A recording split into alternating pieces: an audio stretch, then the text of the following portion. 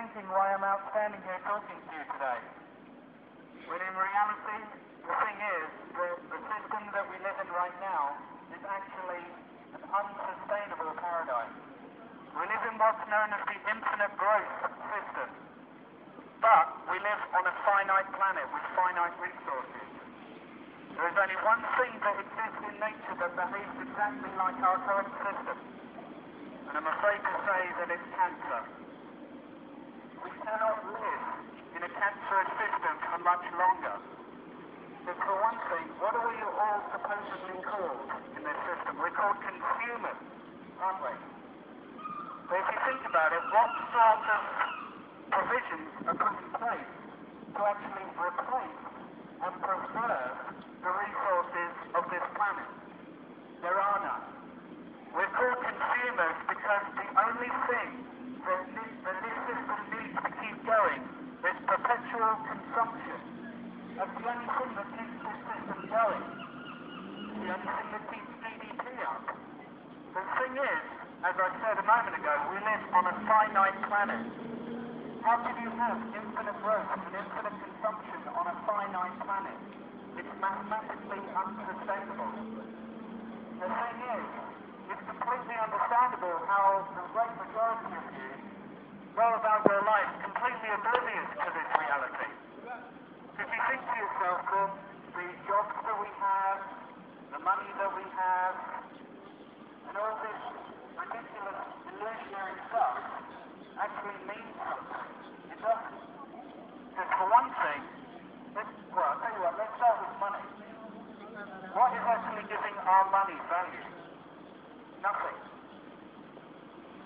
To begin with, our currency was backed by sterling silver. That's why it's called pound sterling, because each unit of currency was backed by a single pound in weight of sterling silver. But if you go to, say, for example, the Royal Bank of England and ask them, can I redeem this £5 note, 5 pounds in weight of sterling silver, they'll chuck you out. That is because there is nothing giving our currency value. It is not backed by anything. And if you think about it, monopoly money has exactly the same amount of worth as normal banknotes, because just like our normal banknotes, monopoly money is backed by nothing. And that's the point. The one thing keeping people's perception of the monetary system going is people's faith that it actually has any worth. People think, oh yeah, well money's all we got. We need money. No, we don't.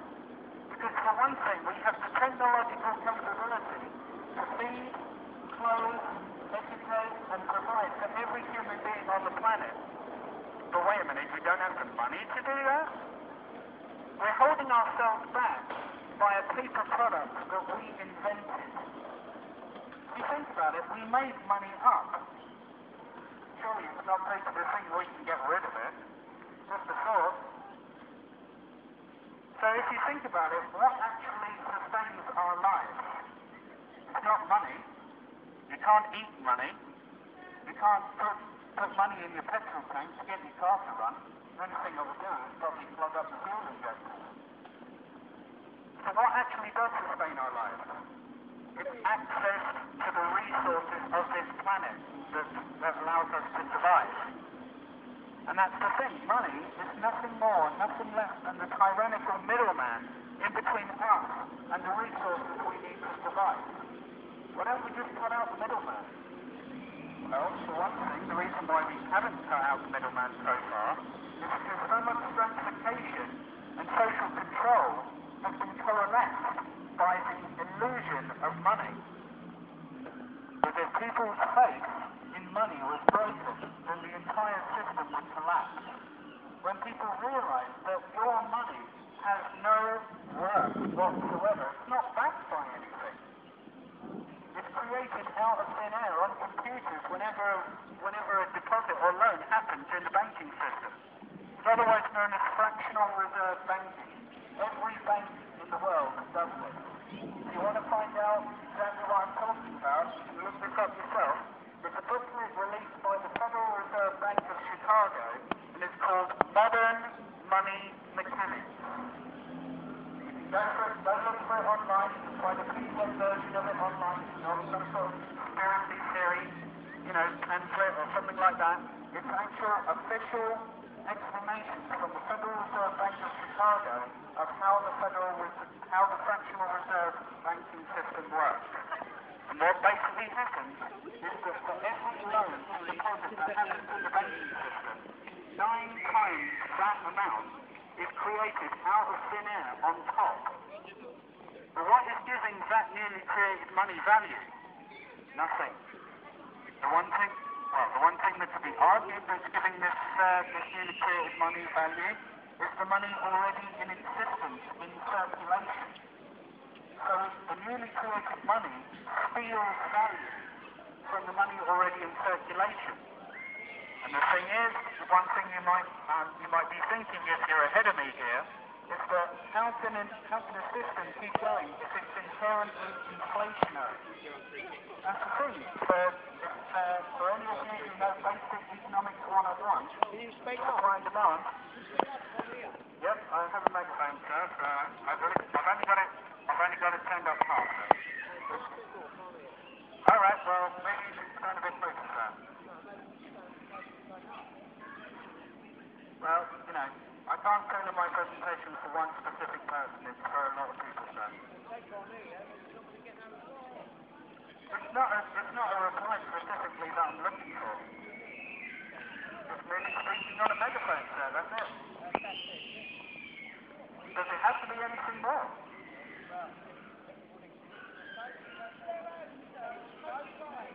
But anyway, what was I saying? Where was I? I've completely forgotten where I was. Oh yeah, fractional reserve banking, that fraudulent system that we're all deluded to have some sort of faith in. For one thing, why do you think that the monetary system is completely unquestioned in the mainstream media? Why is it that people keep moaning, oh no, it's the politicians, they're all lying, they're all stealing stuff, oh it's the bankers, they're running off with all our money. But if you think about it, they're not really the cause of the problem. No politician, no economist, no banker are at the root cause of our world's problems. They are nothing but symptoms, because the real root cause of our problems is the inherent logic of the system we live in right now. Otherwise known as, what I said earlier, the infinite growth paradigm. But we live on a finite planet with finite resources. One thing that Danny Stein said ironically, he said, consume until we have no planet left to consume. Is that what we want to do? For any of you who can hear me right now who are parents, what sort of thing springs to mind when you think about the term consumer and the fact that we live on a finite planet? Do you think to yourselves, oh no, I don't have to worry about that, I'll be long dead before anything gets too bad? But what about your children? As far as I'm concerned, it is every parent's responsibility to do what they can, not just to raise their children properly, but also to make sure that they're doing what they can to make sure that the world that they're forcing their child to inherit by giving birth to them is actually a good and prosperous world. And the fact is, we can't have a good and prosperous world as long as we have a monetary system. See, one little analogy that I like to use about the monetary system is kind of like a double bed with two people sharing it. And the monetary system is like a duvet. If one person's hogging the duvet, the other person is left cold. That's exactly what our monetary system is like. The Western world is hogging the duvet and leaving the third world out and wanting. But here's the thing. Why should we need money at all? It doesn't provide for anything. Nikola Tesla didn't do what he did for the money. Albert Einstein didn't do what he did for the money. Edwin Armstrong didn't do what he did for the money. I think it was Dr. Salk who developed the polio vaccine. He didn't do that for the money. If you're doing it for the money, then it's probably not worth doing to begin with. Because what really does the monetary incentive pose? What it really poses is that we all need to keep chiseling off each other and keep screwing each other over just for short-term profits. It's a system of differential advantage where, oh yeah, I'm alright, Jack. Never mind you, you're stricken with poverty lying in the gutter. Oh, don't worry about it, I'm alright. How is that conducive to human rights? For one thing, it's supposedly a basic human right for life and liberty. Right? Life and liberty. Life is supposed to be an inalienable human right.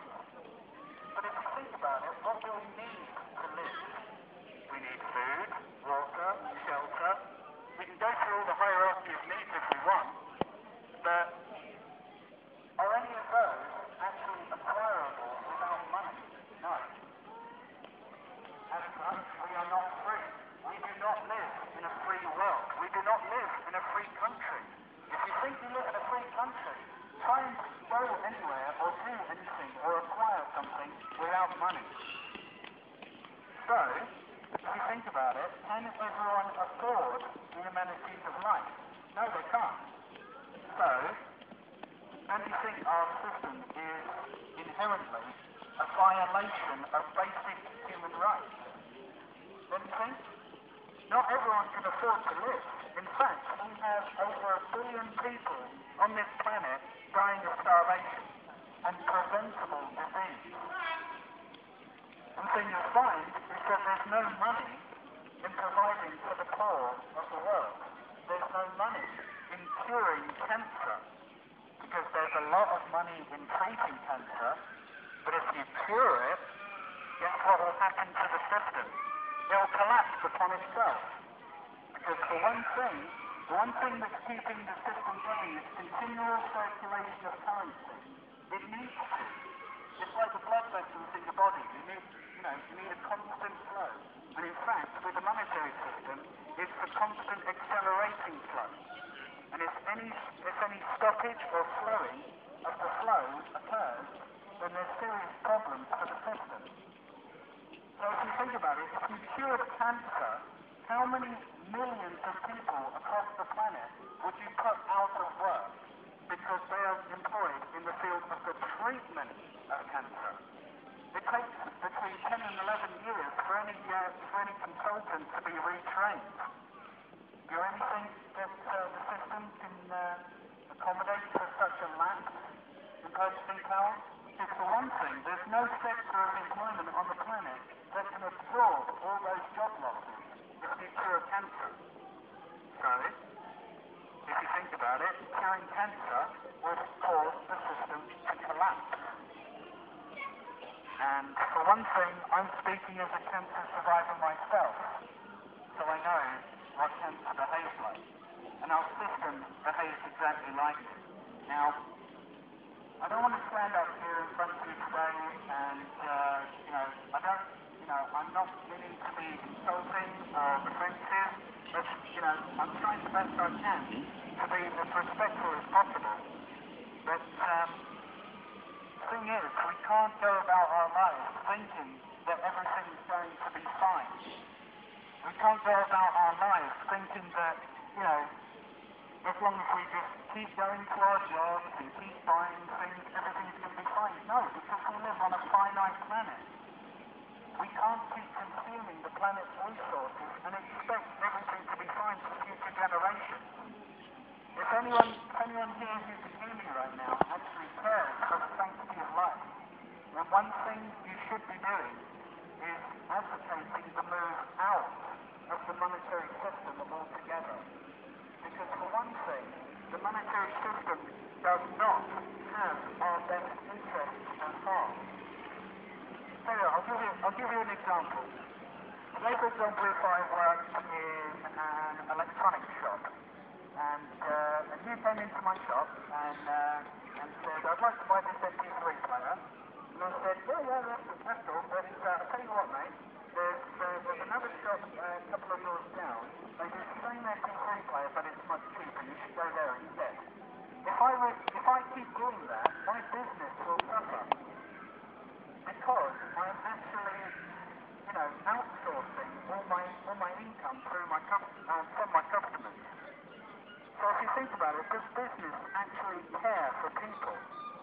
No, it doesn't, because it's purely in it for short-term profits. And profits does not care for people. The only kind of solutions, or patchwork solutions as they're more accurately, the only reason why patchwork solutions are actually sought for certain problems is if money can be made from it. There's a hell of a lot of money in treating cancer, for example. There's no money in curing it. There's a hell of a lot of money in putting people in prison. But there's no money in actually addressing the root cause that has caused this problem to begin with. As Peter Joseph once said, we can spend the rest of our lives continuously stomping on the ants that are mysteriously coming out from under the refrigerator, or we can remove the spoiled food behind the refrigerator, which is causing the infestation to begin with. Now, obviously, I can understand, because I used to be a perception swell myself, I can understand how the consideration of looking to the root cause of our problem may be quite difficult to consider.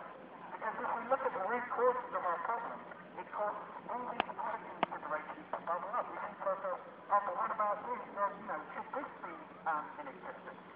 And we think to ourselves, wait a minute, if we start considering the root causes, we have to completely re-evaluate the entire system. And that's the point, right?